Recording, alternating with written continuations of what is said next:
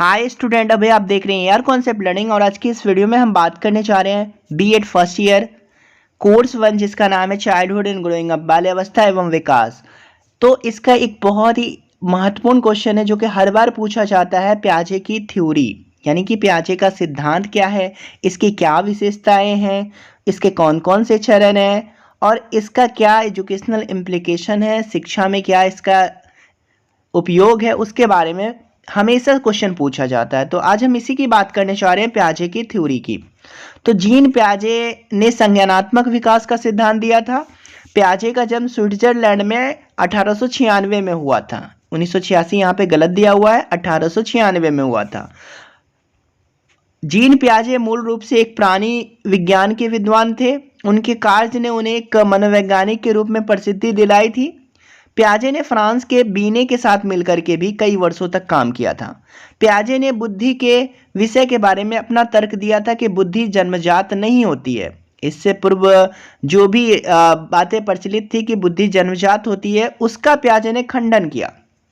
जैसे जैसे बालक की आयु बढ़ती है वैसे वैसे उसका कार्य क्षेत्र भी बढ़ता जाता है और वृद्धि का विकास भी संभव है, यानी कि बुद्धि का विकास भी संभव होता है। प्रारंभ में बच्चा केवल सरल संप्रदायों को ही सीखता है और जैसे जैसे उसका अनुभव बढ़ता है बुद्धि भी बढ़ती जाती है, उसका भी विकास होता है, आयु बढ़ती है, वैसे वैसे वह जटिल संप्रदायों को भी सीखता है। पियाजे ने यह भी कहा कि सीखना कोई यांत्रिक क्रिया नहीं है बल्कि यह एक बौद्धिक प्रक्रिया है। जैसे जैसे बालक की आयु बढ़ती है तो उसका अनुभव भी बढ़ता है और वह अपनी बुद्धि से जटिल संप्रदायों का निर्माण करता है। बालक के सत्य के बारे में चिंतन करने की शक्ति परिपक्वता और अनुभव की अंतःक्रिया पर निर्भर करता है तथा निर्धारित होता है। इसलिए मनोवैज्ञानिकों ने इसे अंतःक्रियावादी विचारधारा का नाम दिया है और कुछ मनोवैज्ञानिक ने इसे संप्रदाय निर्माण का सिद्धांत भी कहा है। चलिए अब हम बात कर लेते हैं कैरेक्टरिस्टिक ऑफ पियाजे थ्योरी।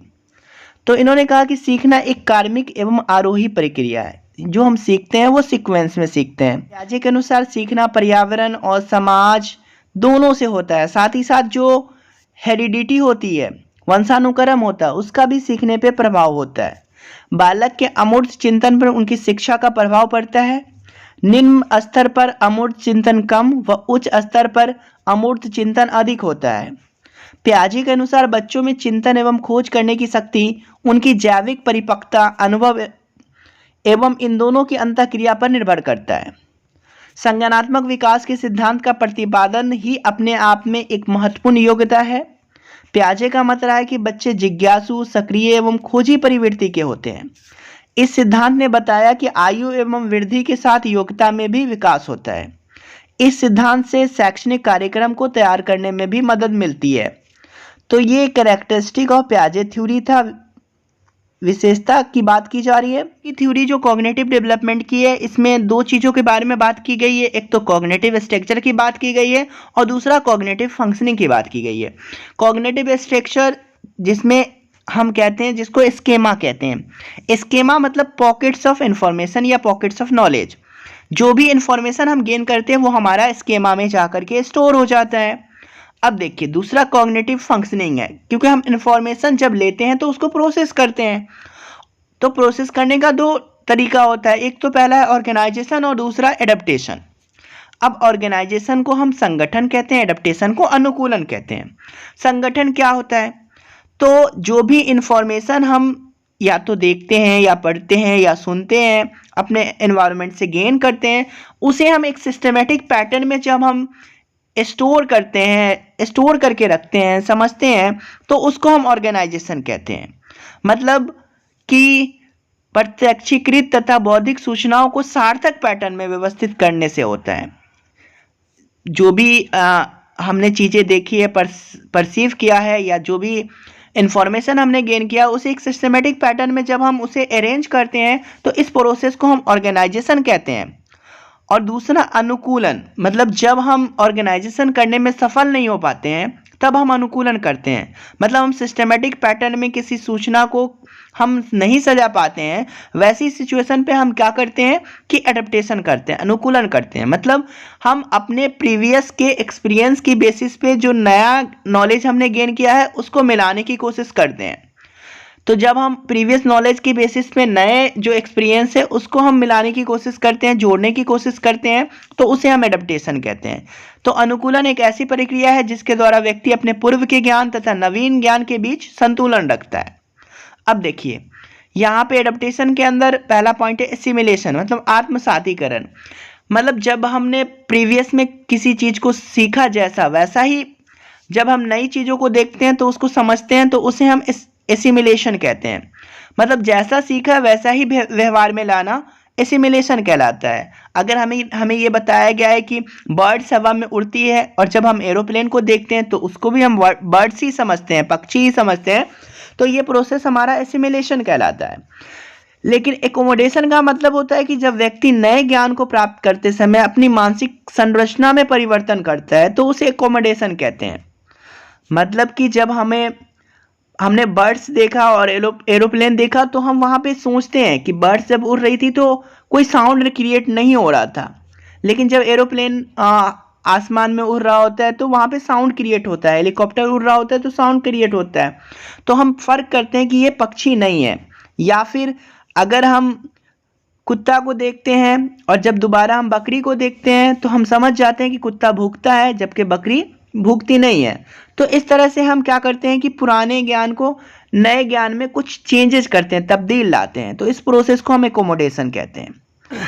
चलिए अगर हम स्टेजेस ऑफ कॉग्निटिव डेवलपमेंट की बात करें तो पहला सेंसरी मोटर स्टेज है जो कि 0 से 2 साल है, जिसे हम वस्तु स्थायित्व यानी कि ऑब्जेक्ट परमानेंस की अवस्था कहते हैं। दूसरा प्री ऑपरेशनल स्टेज जिसे हम कॉन्सेप्ट फॉर्मेशन कहते हैं, इसमें लैंग्वेज का भी डेवलपमेंट होता है। तीसरा कंक्रीट ऑपरेशनल स्टेज जिसे हम लॉजिक थिंकिंग कर पाते हैं, इसको रिवर्सिबिलिटी की स्टेज कहते हैं। और चौथा जो है फॉर्मल ऑपरेशनल स्टेज है जो कि 11 से 15 साल है, इसे हम एब्स्ट्रैक्ट थिंकिंग की स्टेज कहते हैं। देखिए सेंसरी मोटर स्टेज, इस अवस्था में बालक के मानसिक क्रियाएं उनकी सेंस ऑर्गन क्रियाओं के रूप में संपन्न होती है। भूख लगती है तो रोकर व्यक्त करता है या कोई वस्तु चाहिए तो दिखाकर बताता है।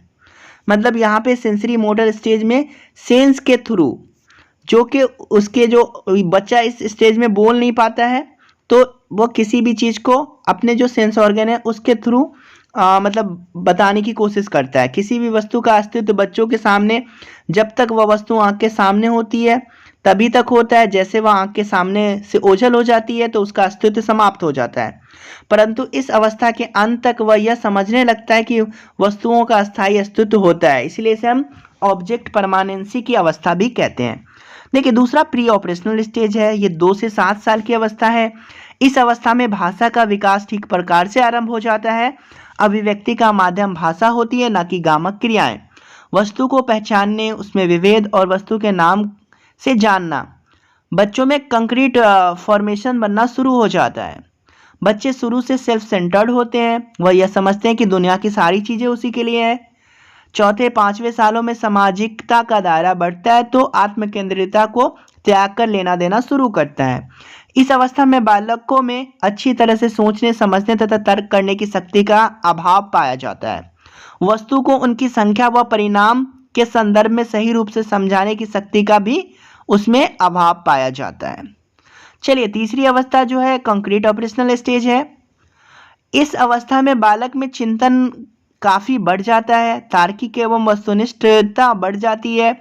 इस अवस्था में दो पक्षों के बीच रिवर्सिबिलिटी भी समझने में की शक्ति भी उत्पन्न हो जाती है। 11 साल की आयु तक पहुँचते पहुँचते बालक मानसिक विकास की उपयुक्त सीमा को पार कर लेता है, परंतु उसकी सभी प्रकार की मानसिक क्रियाओं में वस्तु के प्रायः मूर्त या स्थूल रूप में ही प्रयोग में लाया जाता है। अब देखिए चौथा है फॉर्मल ऑपरेशनल स्टेज। इस प्रकार के संप्रत्यय यानी कॉन्सेप्ट का समुचित विकास हो जाता है। भाषा संबंधित योग्यता एवं संप्रेषणशीलता अपने ऊंचाइयों को छूने लगती है। स्मरण शक्ति रटने पर आधारित न होकर तर्क एवं समझ पर आधारित होने लगती है। चिंतन अमूर्त हो जाता है। ट्रायल एंड एरर की जगह बौद्धिक शक्तियों के प्रयोग द्वारा सीखने की आदत विकसित हो जाती है। अगर हम इस थ्योरी के निष्कर्ष की बात करें तो संज्ञानात्मक विकास के सिद्धांत का प्रतिपादन ही अपने आप में महत्वपूर्ण योग्यता थी। पियाजे का मत रहा है कि बच्चे जिज्ञासु, सक्रिय एवं खोजी प्रवृत्ति के होते हैं। इस सिद्धांत ने यह भी बताया कि आयु एवं अनुभव में वृद्धि के साथ योग्यता में भी विकास होता है। इस सिद्धांत से शैक्षणिक कार्यक्रम तैयार करने में भी मदद मिलती है।